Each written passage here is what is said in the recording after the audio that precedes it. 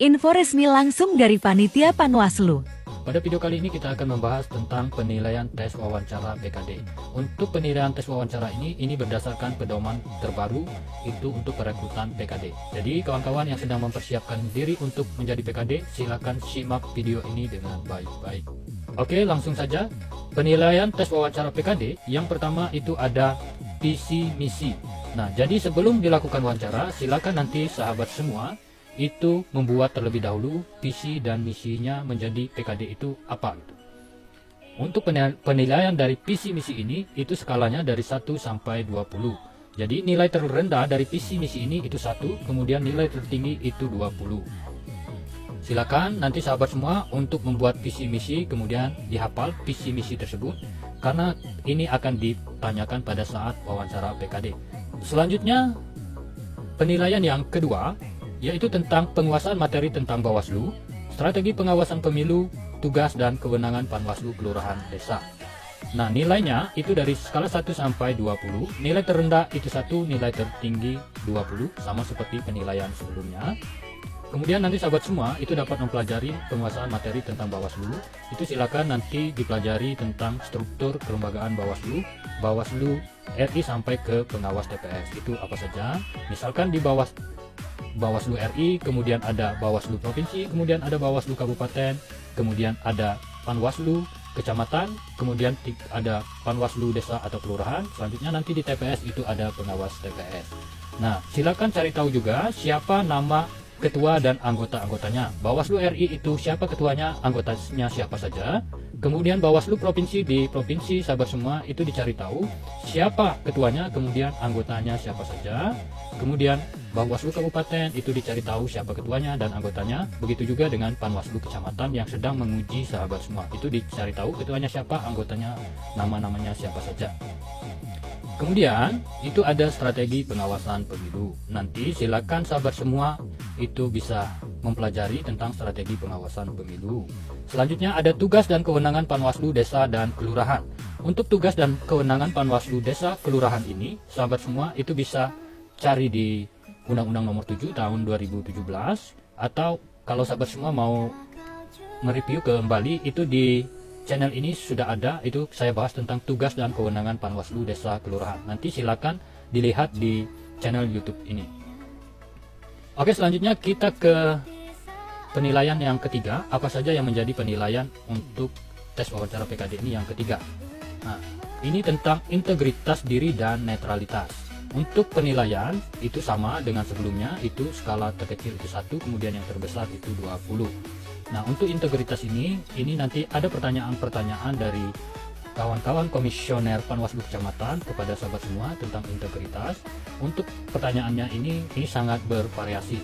Jadi tidak bisa kita tebak apa yang akan ditanya oleh kawan-kawan Panwascam.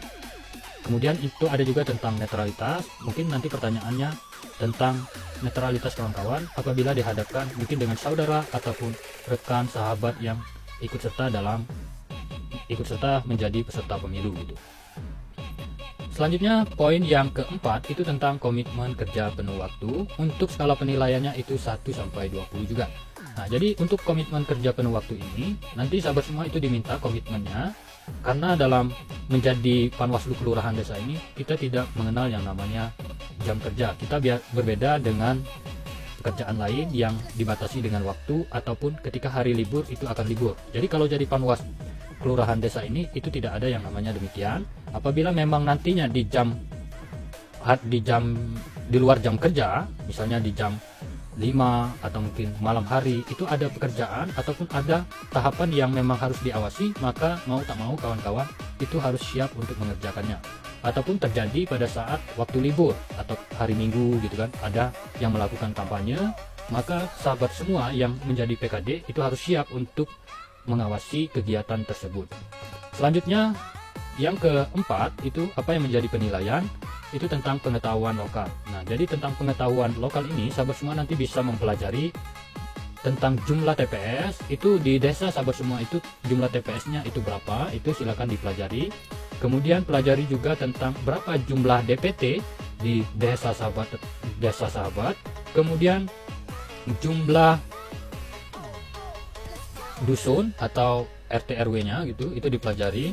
Kalau di desa itu biasanya kan jumlah dusun, ada berapa dusunnya, siapa nama kepala dusunnya, kemudian kepala desanya siapa namanya, kemudian camatnya siapa namanya, itu dicari tahu. Ini bisa jadi masuk nanti ke dalam apa yang diwawancarakan oleh komisioner Panwaslu kecamatan.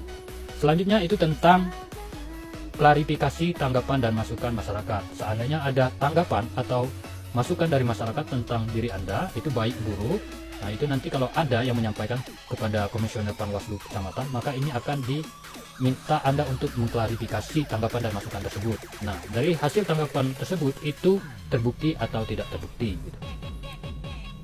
Kalau seandainya memang terbukti, tanggapan masyarakat tersebut terbukti memang hal itu buruk, maka mungkin menjadi pertimbangan bagi komisioner Panwaslu kecamatan untuk meluluskan Anda semua.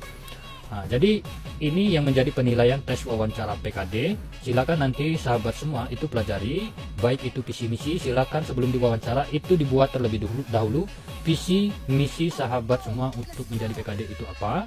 Kemudian penguasaan materi tentang Bawaslu itu silakan nanti dipelajari, struktur kelembagaannya, kemudian ketua anggotanya siapa saja. Kemudian pelajari strategi pengawasan pemilu. Ini silakan nanti searching di Google apa saja yang menjadi strategi pengawasan pemilu gitu. Selanjutnya mengenai tugas dan kewenangan Panwaslu Desa Kelurahan, itu silakan dipelajari juga, dicari di Undang-Undang Nomor 7 itu ada. Kemudian di channel ini juga itu sudah saya bahas tentang tugas dan kewenangan Panwaslu Desa atau Kelurahan. Kemudian terkait dengan pertanyaan integritas diri dan netralitas, itu juga nanti dipelajari gitu, apa saja yang memungkinkan itu menjadi pertanyaan tentang integritas diri dan netralitas. Selanjutnya tentang komitmen kerja penuh waktu. Jadi untuk menjadi Panwaslu Kelurahan Desa, maka sahabat semua itu harus mempunyai komitmen untuk kerja penuh waktu dan itu harus siap. Kemudian pengetahuan lokal, itu tadi seperti yang saya sampaikan tadi, itu dipelajari. Selanjutnya ada klarifikasi dan tanggapan masukan masyarakat. Kalau memang tidak ada tanggapan, alhamdulillah sahabat semua tidak harus mengklarifikasi hal tersebut. Oke, mungkin itu saja untuk video kali ini.